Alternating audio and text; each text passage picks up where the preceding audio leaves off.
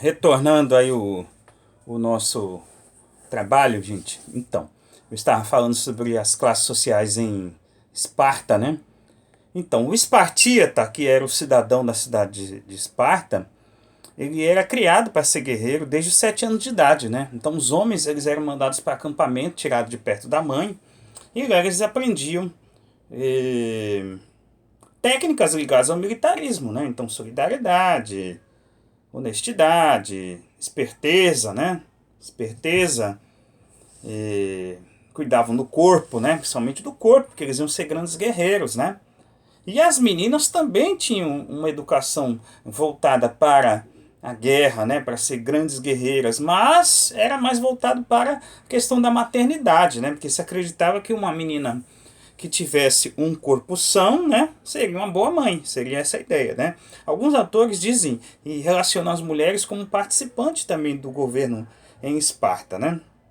No filme lá dos 300, né, a esposa do Leônidas tem até uma participação ali, mas não era exatamente a líder, né? Mas ela tinha uma certa participação, mas era pertencente à classe dominante dos espartíatas, né? Não seria uma pessoa das classes menos favorecidas, ok? Tá bom? Então recomendo que assistam o filme dos 300, obviamente com os pais, né? Porque tem uma certa censura, mas eu acredito que vocês já tenham visto esse filme, tá bom? Que tem a ver com a época da cidade de Esparta, tudo bem? Mas voltando aqui, né? Então, o Espartíata, então, ele dominava a sociedade e era quem governava aquela cidade, né? Então, no decorrer da vida, quando ele tinha 18 anos, né? Que seria a maioridade nossa aqui, lá não era, né? Com 18 anos, ele inclusive, ele tomava chicotadas, né? Para provar que aguentava bem a dor, né? Então, era uma educação baseada em pancadas mesmo, né? Na dureza, né? Enfim, eles tinham que se tornar duros. No filme dos 300 tem uma parte que mostra, né, o rapaz que foi rejeitado, né, no exército, que tinha uma deficiência, e a gente sabe que os espartanos eles tinham um hábito, né, de jogar os filhos deficientes, o próprio pai era obrigado, hein, do morro lá, né, jogar o filho fora, para que ele não tivesse nenhuma deficiência, que ele não seria aceito naquela sociedade, né. A gente vai dizer assim que o que mais se aproximou desse ideal maluco, né, vai pensar, ah, professor, mas o ideal deles, né? Pra gente hoje em dia seria inadmissível. Mas para eles lá, né? Era normal, em Esparta, tá? Então não podia ser deficiente. Tudo bem? Em Esparta não tinha vez para deficiente. Todo mundo tinha que ter o corpo perfeito. Quem não tivesse seria eliminado pelo próprio pai, tá, gente? Que é uma coisa terrível a gente pensar isso hoje em dia. Mas na época, naquela sociedade, era considerado de Esparta, né? Normal, tá? Tá bom?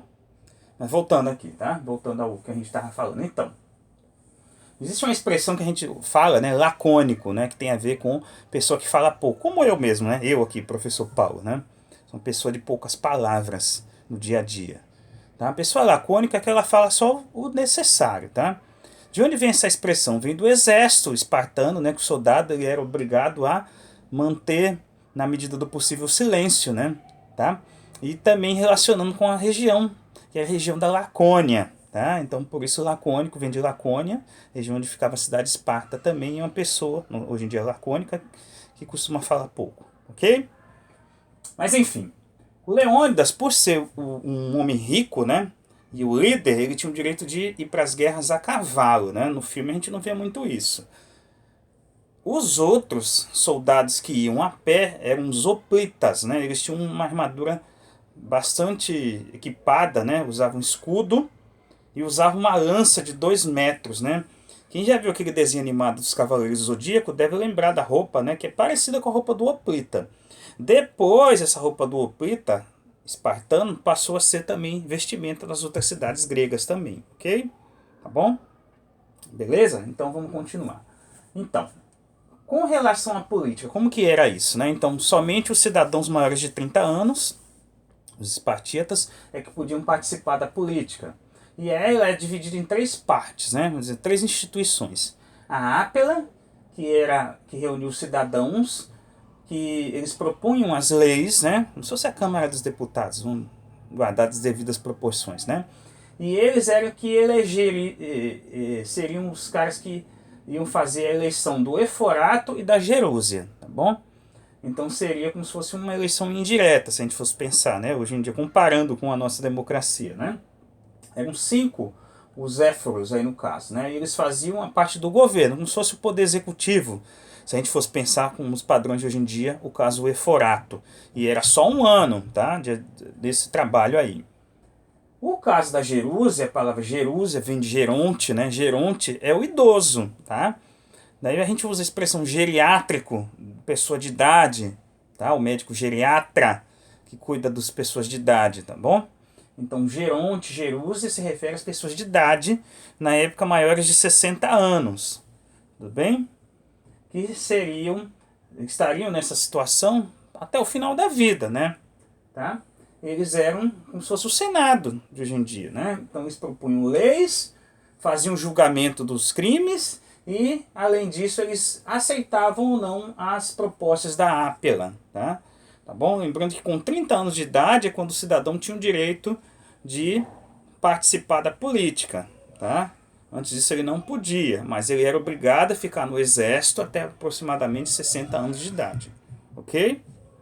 Tudo bem? Então, dentro do governo lá, né, na parte do governo, tinha também a chamada diarquia, tinham 2 reis, tá? Um cuidava da religião e o outro cuidava da parte, né, administrativa e da guerra, tá? Então tinham 2 reis, mas de fato quem era o poder executivo era o eforato, tá? Sempre lembrando isso. Mas tinha um rei acima, né, obviamente, tá bom? Enfim, gente, de Esparta eu acho que isso é o essencial, tá? E Atenas? Atenas também tinha uma sociedade dividida em 3 partes, né, no caso, né? Que era os cidadãos. Quem era cidadão em Atenas? A gente já viu essa parte aí no outro vídeo, né?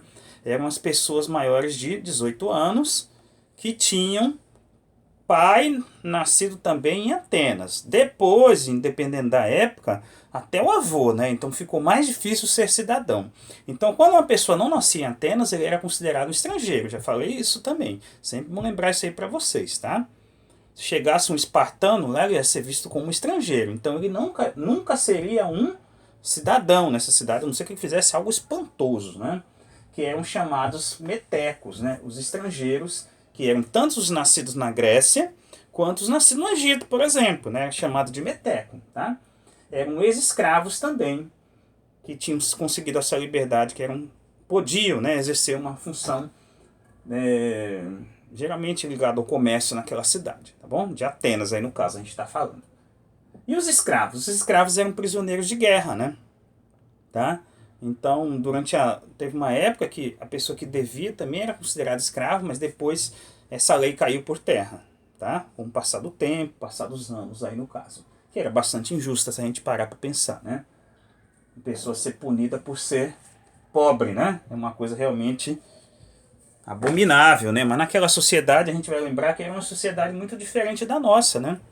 Tá bom? Então, gente, ó, uma coisa que eu esqueci de comentar com vocês, né? É a respeito desse mapa aqui, tá, gente? Então, a Grécia é um país que ele fica na Europa, tá bom? Sempre vou lembrar isso aí, tá? Fica na Europa, ó. Aqui nesse mapa, a Grécia seria aqui, ó, pequenininho, né? Tá bom? Tá? Só que ela incluiria essa parte aqui, ó, da chamada Ásia Menor também, né? É onde ficava a cidade de Troia, né? Tá? A gente vai lembrando, comparando com hoje em dia, o território grego é um pouquinho menor do que o território daquela época. Ok? Beleza, gente? Então é isso. Então, a gente vai continuar no próximo vídeo, tá? Então, lembrando que a Grécia, hoje em dia, né?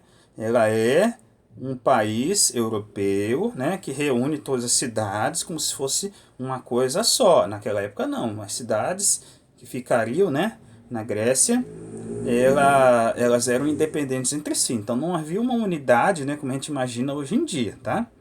Nos dias atuais, ok? A gente já continua no próximo vídeo.